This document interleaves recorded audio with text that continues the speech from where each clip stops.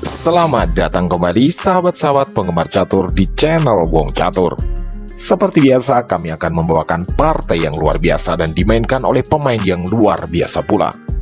Kali ini yang akan sama-sama kita bahas adalah salah satu partai terbaik yang dimainkan oleh salah satu pecatur terbaik sepanjang masa, yaitu Garry Kasparov, yang menghadapi seorang Grandmaster asal Estonia, Jan Elves, dalam sebuah kejuaraan yang berlangsung di Islandia pada tahun 1988.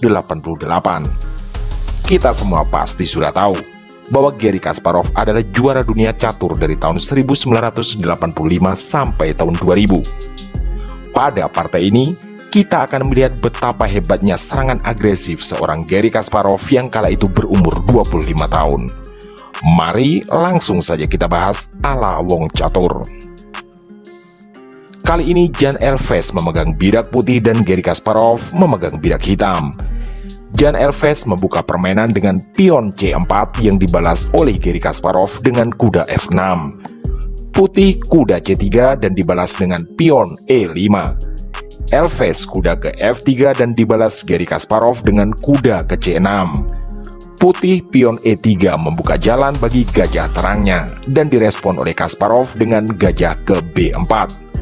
Jan Elves menteri ke C2 dan Garry Kasparov melakukan rokade sayap raja di langkah kelima. Putih lalu pion D3 dan Kasparov menjawab dengan menggeser bentengnya ke petak E8. Elves kemudian mendorong gajah gelapnya ke D2. Kasparov mengawali pertukaran dalam permainan ini, yaitu gajah kali kuda, dan Elves menjawab dengan gajah kali gajah. Kasparov lalu membuka pionnya ke D5 menawarkan pertukaran. Penawaran diterima. Putih pion kali pion yang dibalas Kasparov dengan kuda kali pion. Elves melangkahkan gajah terangnya ke E2 sebagai persiapan rokade pendek. Kasparov lalu mengeluarkan gajah terangnya ke petak F5. Di sini tentu putih tidak bisa melakukan forking dengan pion E4 karena hitam akan kuda kali gajah dan semuanya masih baik-baik saja. Oleh karena itu, putih lalu melanjutkan dengan benteng ke D1. Kasparov lalu mendorong pion ke A5. Elves melakukan rokade pendek dan dijawab oleh Garry Kasparov dengan menggeser menteri ke E7. Putih pion A3 dan Kasparov terus mendorong pionnya ke A4. Ini tentu menarik karena bisa memberikan akses untuk benteng A milik hitam merangsek ke baris 5. Jan Elves lalu menarik mundur gajahnya ke E1 dengan ancaman forking dengan pion ke E4. Oleh karena itu, Kasparov menarik mundur gajahnya ke petak G6. Putih lalu menteri ke C4 menyerang kuda. Kasparov memberi perlindungan dengan benteng E ke D8. Elves lalu menggeser kudanya ke D2. Di titik ini, Garry Kasparov memberikan jawaban yang sangat mengejutkan, yaitu mengorbankan kudanya ke petak D4. Sepertinya ini adalah untuk memberi ruang gerak bagi kuda satunya ke petak F4. Dengan senang hati, putih menerima pengorbanan. Pion kali kuda dan dijawab Kasparov dengan kuda melompat ke F4 menyerang gajah terang di petak E7. Putih menyelamatkan gajahnya ke F3 sekaligus mengancam pion di B7. Kasparov lalu menjawab benteng kali pion sambil mengancam menteri. Menteri putih menghindar ke B5 dan menambah ancaman pada pion B7. Kasparov pion C6 lagi-lagi menyerang menteri. Kita tahan sejenak ya sahabat-sahabat. Di titik ini satu-satunya petak aman bagi menteri putih adalah lari ke B6. Tapi jika itu yang dimainkan, maka jawabannya adalah benteng ke A6 dan menteri akan jatuh di langkah berikutnya. Karena semua petak berada di bawah pengawasan buah hitam. Oleh karena itu, Elves memilih gajah kali pion di C6 dan langsung dijawab dengan pion kali gajah. Elves menteri kali pion sekaligus memberi ancaman pada benteng A8. Kasparov lalu menjawab dengan langkah perlindungan. Menteri ke D8 tapi tetap berada di jalur serangan diagonal ini. Putih kuda ke F3 memberi ancaman pada benteng. Kasparov benteng ke D6 menyerang menteri. Menteri putih menghindar ke B5 dan Kasparov terus menyerang dengan benteng ke D5. Putih menggeser menteri ke B4. dan Kasparov mendorong pionnya ke E4 memberi ancaman pada kuda milik putih. Oke, kita tahan lagi sejenak untuk sama-sama kita bahas langkah ini. Jika kuda putih menyelamatkan diri ke D2, maka akan dijawab hitam dengan menteri ke H4 dan putih tentu berada dalam bahaya besar.